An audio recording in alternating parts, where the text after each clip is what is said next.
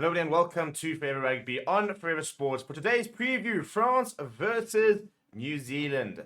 Le Bleu versus the All Blacks. And it is the start of the World Cup. It is the opening fixture. And what an absolutely brilliant way to start the World Cup. I mean, we're talking about two of the top four best teams in the world. We're talking about two teams who, before maybe a month ago, were probably even, within the top three, even top two favorites.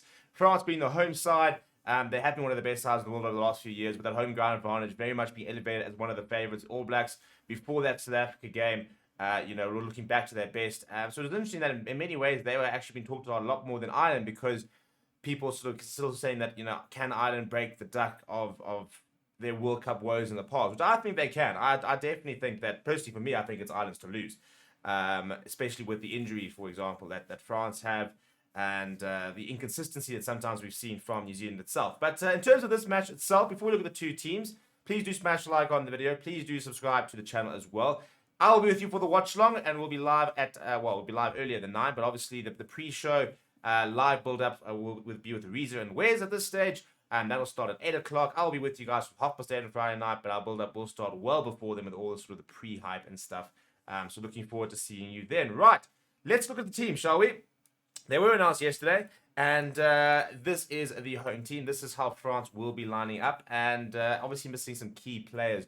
No Sobai, no main intermac for the tournament, no Paul Willemse for the tournament, and no Jonathan Dante for this game. So in the front row, we've got Reda Wadi, Julian Marchand, and Unai Antonio.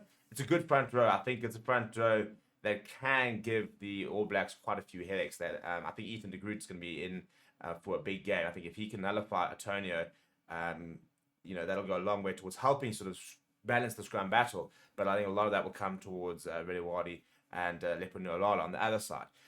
So in the second row, we've got Cameron Wacky and Thibaut Clement, who's a phenomenal player, a really fun player to watch as well. We've got lots of good skill set for a big lad, and a decent turn of pace as well. And then one of the top loose trios in World Rugby in Francois Cross, Charles Levin, and Gregory Aldred. All three players absolutely world class. They're absolutely world class as a unit, and I think that's a very interesting point with regards to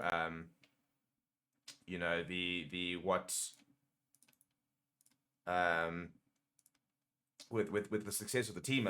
They very much sort of depend on, when they said depend, but when that loose trio is playing its best rugby, they're absolutely everywhere. And I do think that's going to be a very big boost for them if those three can find themselves in a decent set of form quite quickly.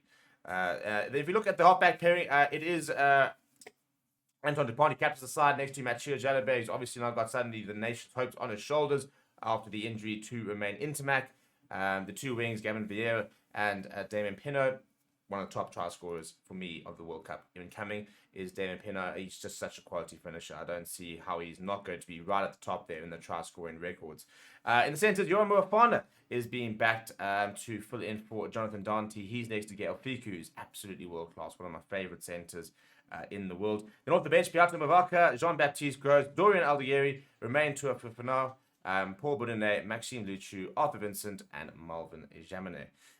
Good bench, very, very good bench. And I think this is potentially where I think that France have one up on New Zealand. I do think their bench is a lot stronger. And I think that they can cause New Zealand quite a lot of problems. So I do think that that's potentially going to be an avenue where they're going to look to try and exploit New Zealand, especially in the last stages of the game, if they can try and get themselves ahead. In terms of the team they'll be taking on, Ian Foster has continued to be pretty consistent with the selections, and this team is much the same. Apart from a couple of injury-forced changes, it is quite a similar, very much a similar team that took on the Springboks a few weeks ago. In the front row, Ethan de Groot, Cody Taylor, Nepo Leolala, no to Lomax, who's got that cut to his leg. And as a result, Leolala comes into the side, and Ethan de Groot, quality player, Cody Taylor, quality player, Leolala making up, I think, his 50th test this weekend, so he's got a lot to sort of really sort of step up, but he's an experienced player. And in the locks, Scott Barrett and Whitelock continue their combination, but have swapped jerseys. Whether that means they'll be swapping roles, we'll sort of find out, won't we? But they have swapped jerseys for this weekend. Scott Barrett avoiding that ban and playing some very good rugby. He just needs to, I think, understand that when things aren't going his way, he needs to, become more disciplined and not let himself, be open to a couple of very silly mistakes like he did against the Springboks. We've then got Delta Papali'i gets an opportunity at number 6. Still no Shannon Frizzell. He's out injured. Sam Kane in the 7, captaining the side, and Artie Sevilla at 8. It's a good loose trio. I don't think it's as good as France, but it's very, very capable. It's a very good halfback pairing. Difficult to know who's the better halfback pairing here.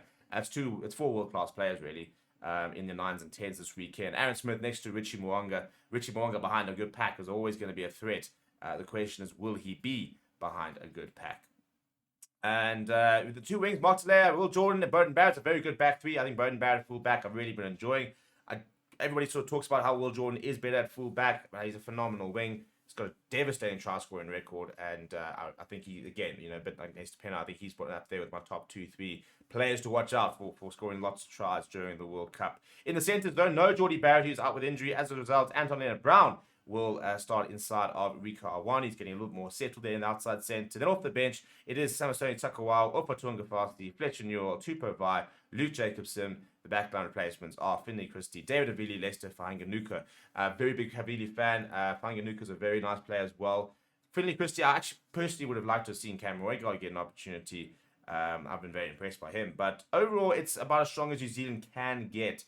I do think it's France's game to lose. The big sort of question will be if Mathieu Jalabert can really sort of step up and fill in that gap for in the absence of Romain Intermax. If he can, then I think France, I think they'll have front foot ball. So I do think that they'll be able to really have a go over there. Let me know what your score predictions are down in the comments below. Please do smash like on the video. Please do subscribe to the channel as well. We'll see you on the watch along this weekend as we start all the non-stop action here on Forever Sports. Thank you very much for watching, and I'll see you guys soon.